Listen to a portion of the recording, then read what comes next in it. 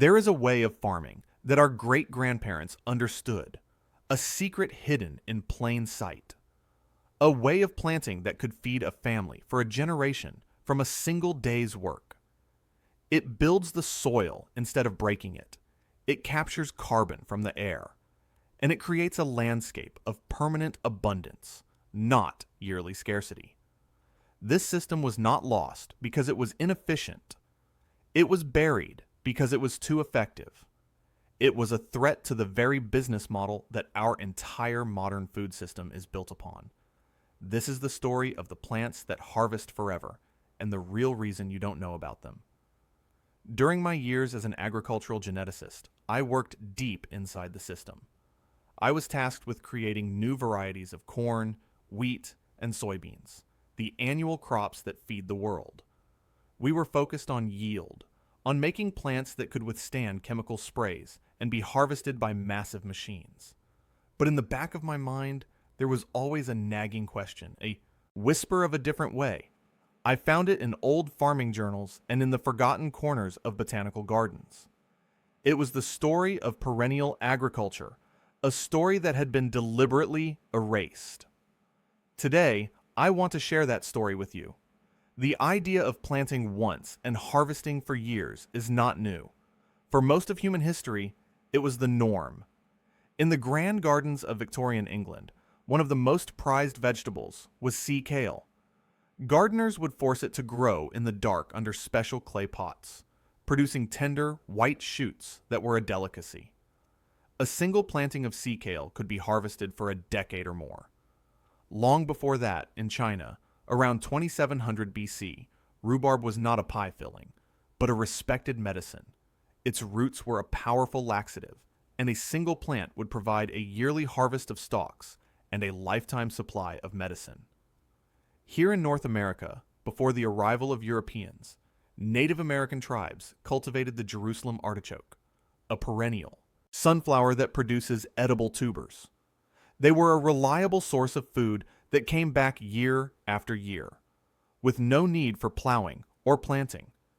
This was a food system built on permanence.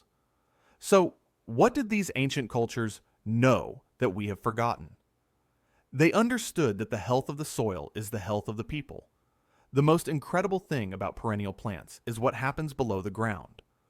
Unlike annual crops like corn and wheat, which have shallow, temporary roots, perennials develop vast, deep root systems.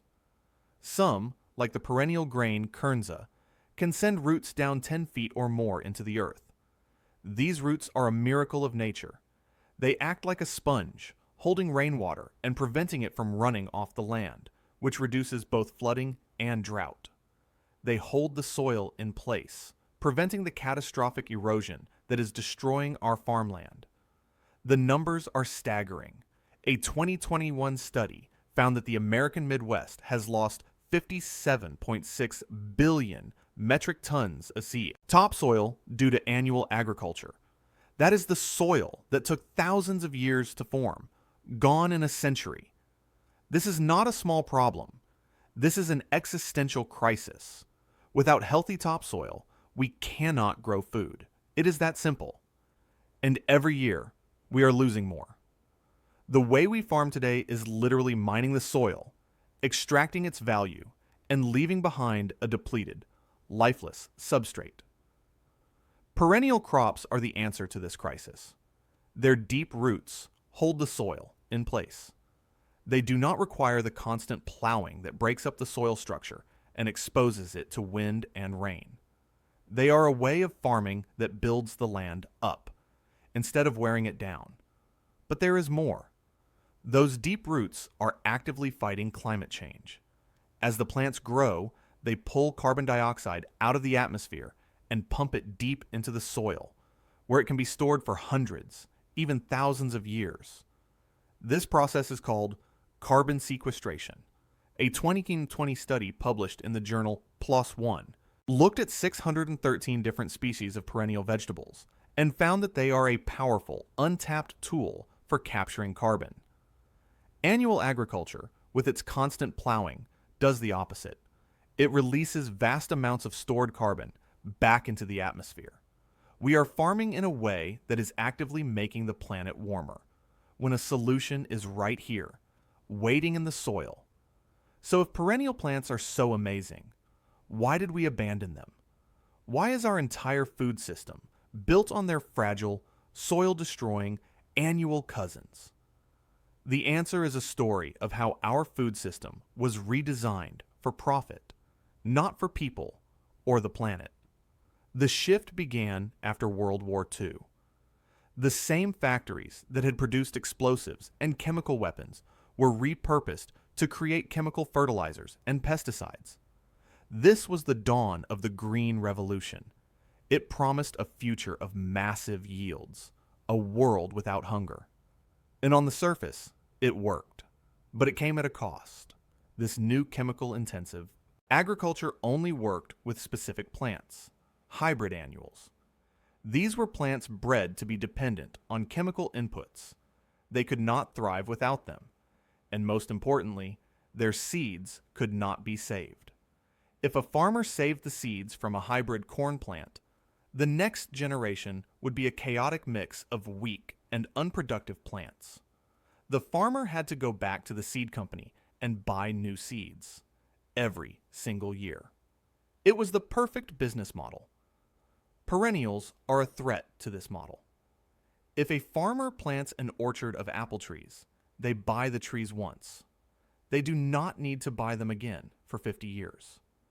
If a gardener plants a bed of asparagus, they are set for a generation. Self-sufficiency is the enemy of corporate profit. And so, slowly but surely, perennials were pushed to the margins. They were relabeled as specialty crops, old-fashioned and inefficient. The message was clear. Real farming is done with annuals. Real farming requires buying our products. We were taught to think in seasons of buying, not in generations of growing. The seed industry has a long history of consolidating control. In 1996, just 10 companies controlled about 30% of the global seed market. By 2018, that number had grown to over 70%, with just 4 companies controlling the majority. These companies are not interested in selling you a plant that you only need to buy once. They want you to come back year after year, dependent on their products. Perennial plants break this cycle of dependency. They are a threat to the entire business model. But this knowledge was never truly lost. And you can reclaim it. You can start to build your own system of permanent abundance. It can start with something as simple as a single plant. Let's talk about asparagus. This is a vegetable that kings and emperors loved. The Romans were so obsessed with it that the first emperor, Augustus, sent out teams to find the best varieties. A common saying in Rome was quicker than you can cook asparagus, which meant doing something very fast. This shows how important the vegetable was in their daily lives. You plant the root, called a crown, one time. For 2 years you let it grow, building a deep root system. Then, in the 3rd year, it will give you a harvest of delicious spears every spring for the next 20 or 30 years. Some asparagus beds have been known to produce for even longer. I once visited an old farm where the farmer showed me an asparagus bed his grandfather had planted in the 1940s. 3 generations of his family had eaten from that same patch of ground. The spears were thick and healthy, coming up every spring like clockwork. That is over 80 years of food from one single planting. When I saw that, I knew that this was a kind of wealth that no bank account could ever match. He told me that his grandfather had planted those crowns during the war, when food was scarce and people understood the value of permanent food sources. That knowledge has been passed down through his family, and now he is teaching his grandchildren the same lessons. The health benefits of asparagus are truly remarkable. Just 1 cup of cooked asparagus gives you more than half of the vitamin K you need for a day. Vitamin K is important for helping your blood clot and for building strong bones. Asparagus is also full of folate, which is a B vitamin that is very important for growing new cells. It is also one of the best plant sources of a compound called glutathione, often called the master antioxidant. Your body makes it, but you have less of it as you get older, or if you are sick or stressed. Glutathione helps clean your body, fights off harmful particles, and keeps your immune system strong. Most foods do not have much of it, but asparagus is loaded with it. Or consider rhubarb. This plant has been cultivated in China for thousands of years, first as a medicine, then as a food. Plant one crown, and you will have stalks for pies and jams for a decade or more. It is incredibly hardy, surviving harsh winters and coming back stronger every year. The leaves are toxic, but the stalks are a tangy, delicious treat. It is one of the first plants to emerge in spring, a welcome sign of the growing season to come.